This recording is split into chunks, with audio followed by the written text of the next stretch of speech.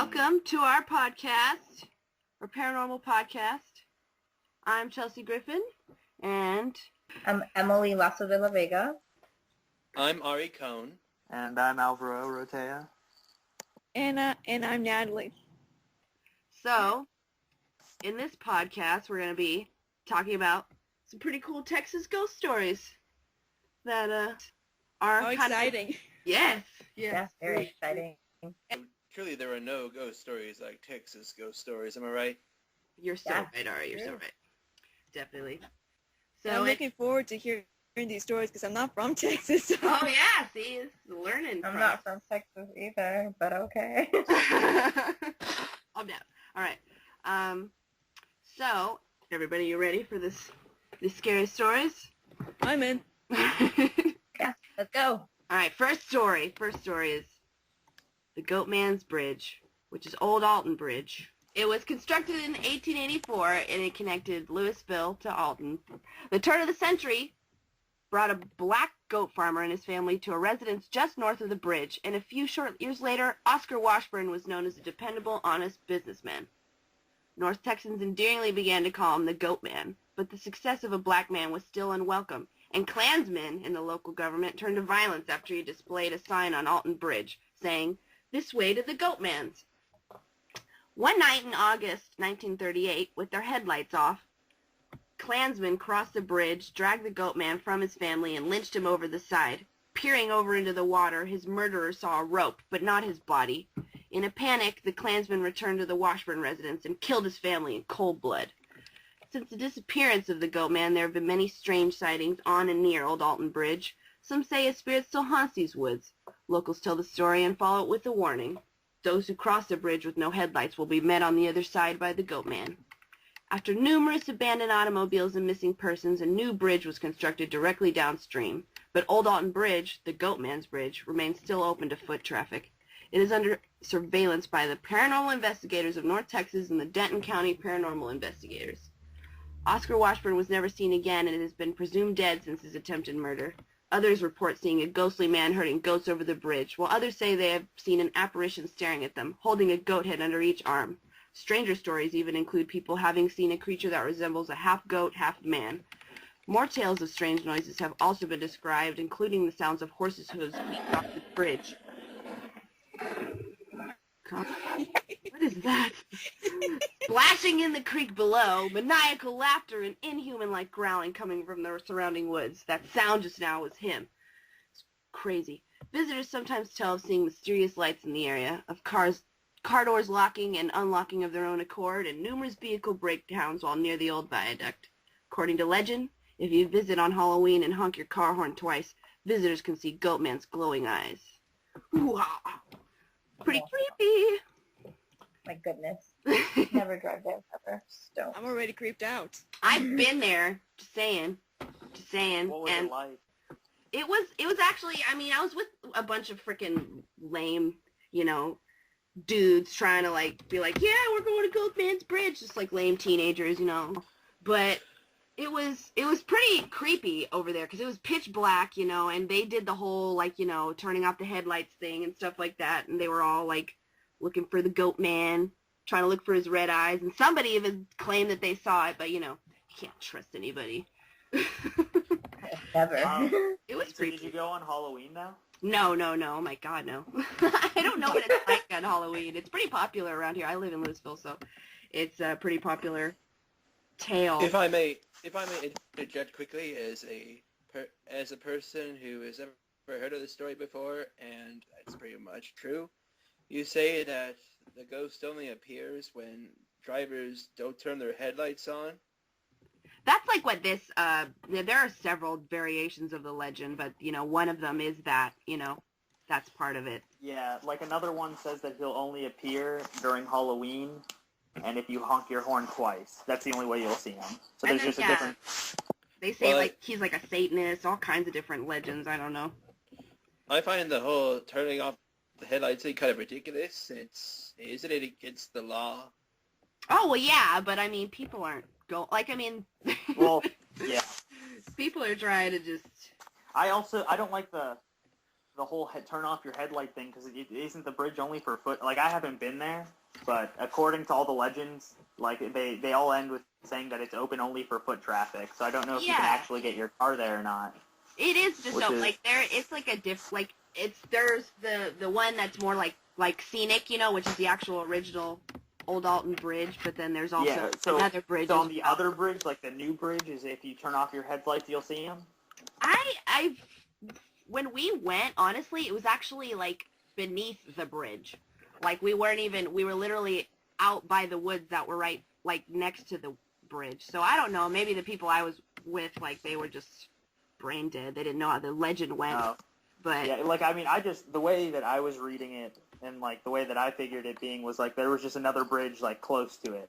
Right. And they just like put, you know, but it could totally be that it's just over, or the new bridge is over the old bridge. Yeah, that's what it's like.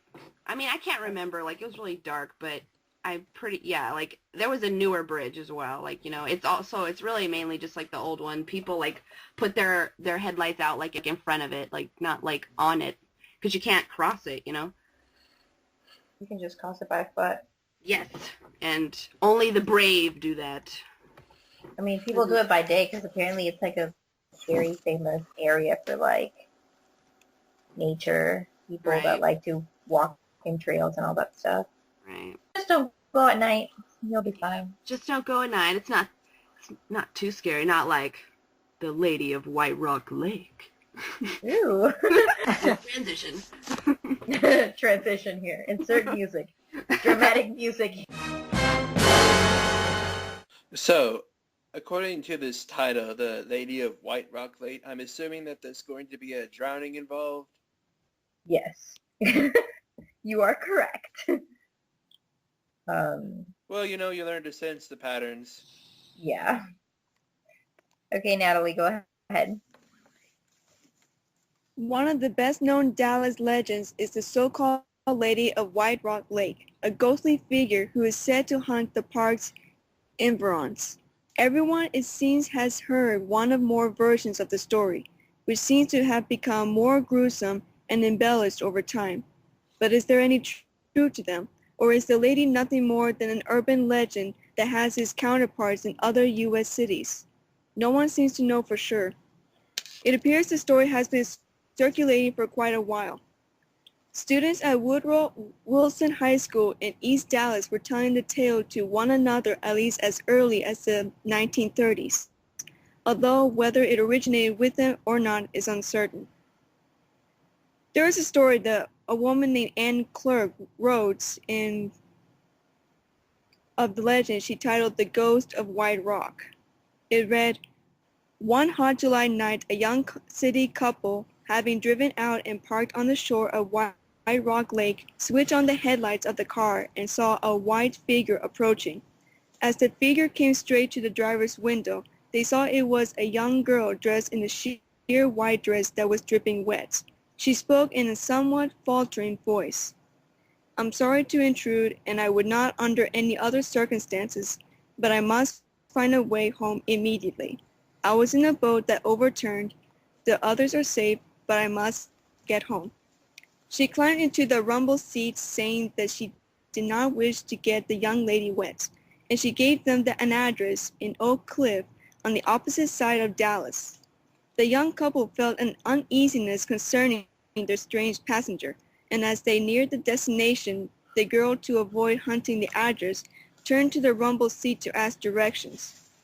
The rumble seat was empty, but still wet. After a brief search for the girl in white, the couple went to the address she had given and were met at the door by a man whose face showed lines of worry. When he had heard the couple's story, he replied in a troubled voice, 'This is a very strange thing. You are the third couple who has come to me with this story. 3 weeks ago, while sailing on White Rock Lake, my daughter was drowned.' There is another detailed story that pretty much tells the same thing, but they described her as being a blonde girl in her early 20s. So what do you guys think? Holy That's crap. very creepy. Isn't it though? Holy crap. I think that what makes it creepier is the end of the story where they say you are the third couple that comes here with the same story. Right? So that's like, my goodness, everyone has seen the ghost without hearing about it before. And it's the Yeah. same story. I think that's what makes it very creepy. It does. Yeah, I never heard about this story before, honestly, even though it's like so close by. Yeah, same. I've been living here for like 6 years, and I've never heard that story. I've been to White Rock Lake too, and it's just like, Yeah. nope. Yeah. I never got visited by some chick. She wasn't all like, hey, she didn't get my seat all wet or nothing. Okay, yeah. But really, what really caught my attention was at the end of the story. It says that in November 24th, 1942, there was a 35-year-old woman who also committed suicide by drowning herself in the lake.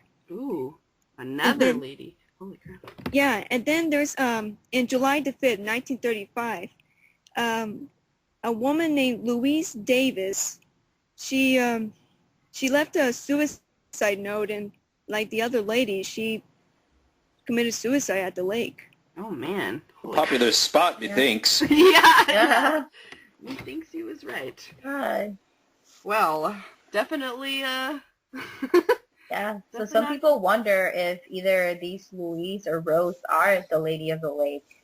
Like, who knows? Maybe that's where the story came from. Maybe Yeah. they both didn't overturn. Maybe she just killed herself. Oh, my God.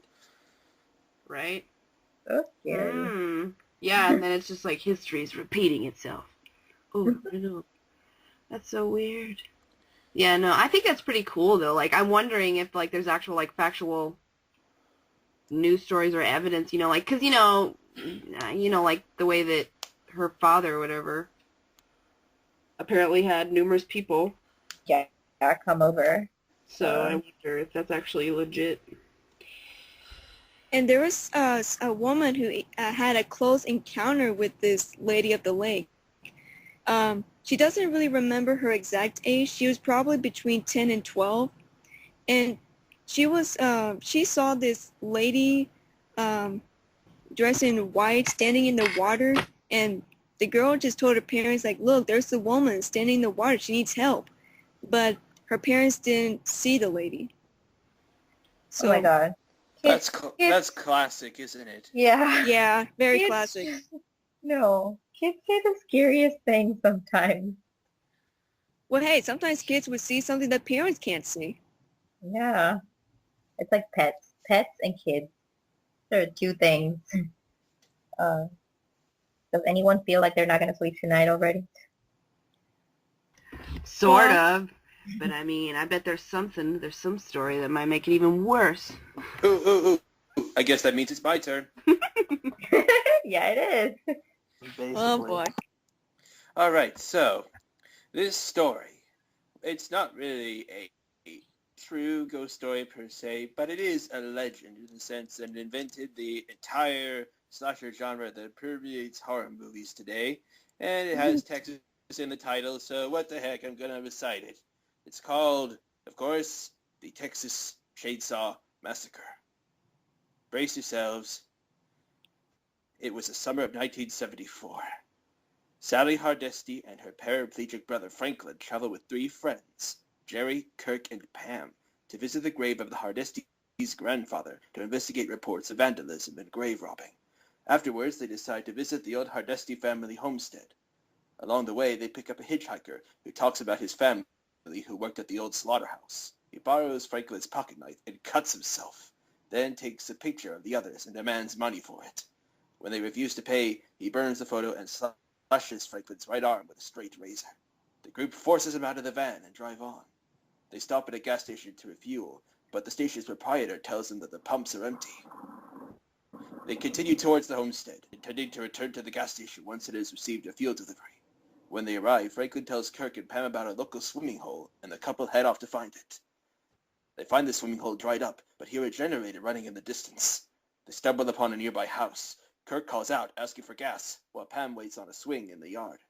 After Kirk receives no answer, he enters through the unlocked door, whereupon the masked monstrosity known as Leatherface appears and kills him with a hammer. Pam enters soon after and trips into a room filled with furniture made from human bones.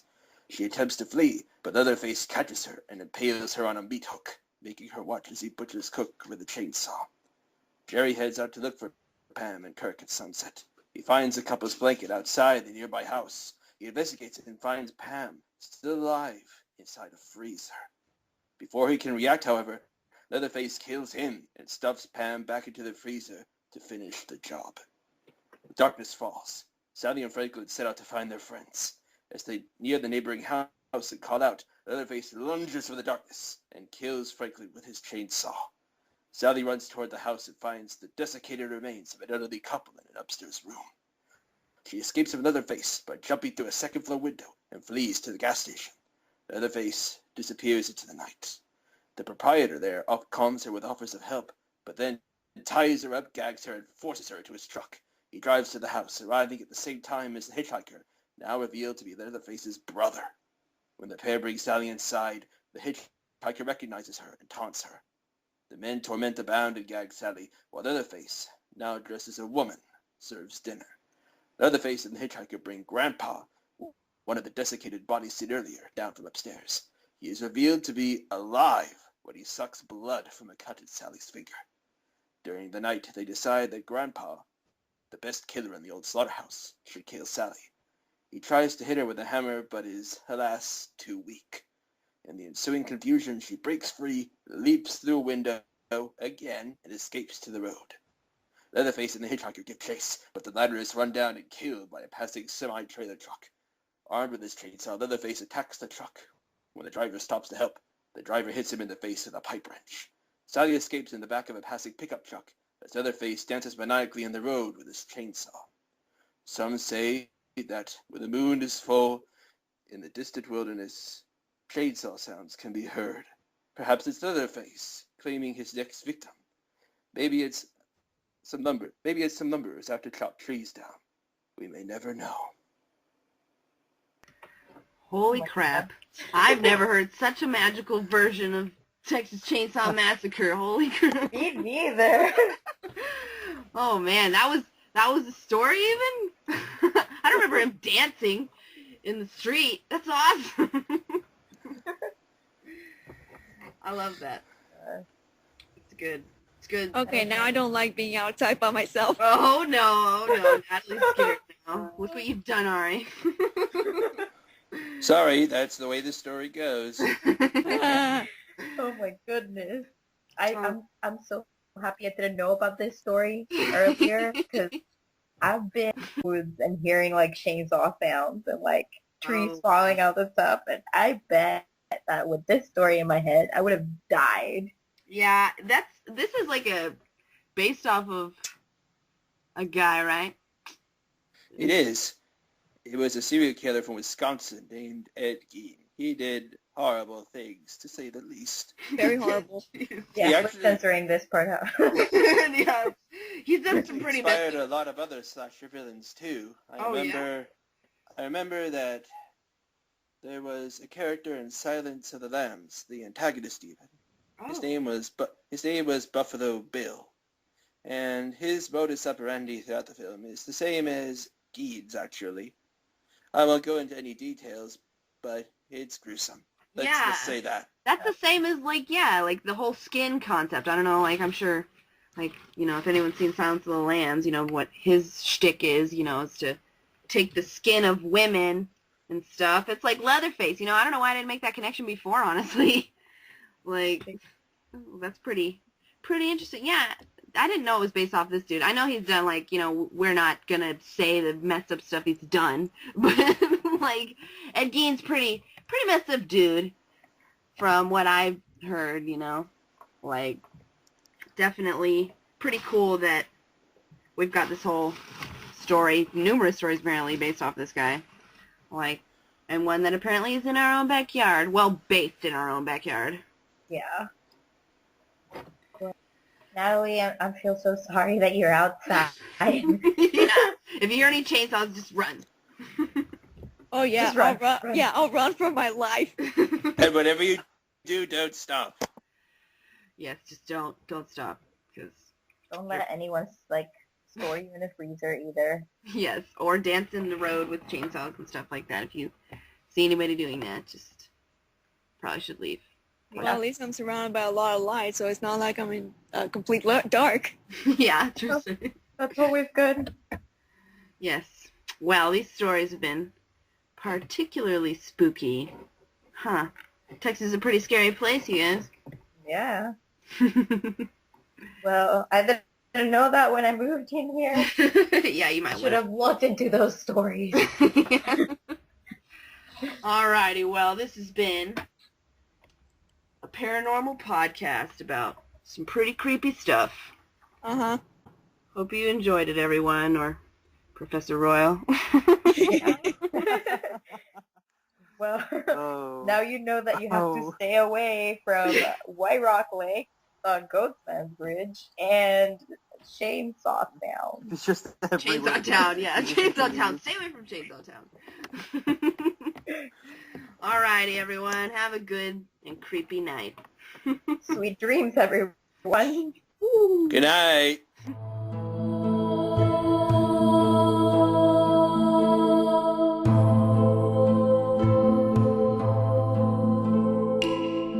Bye.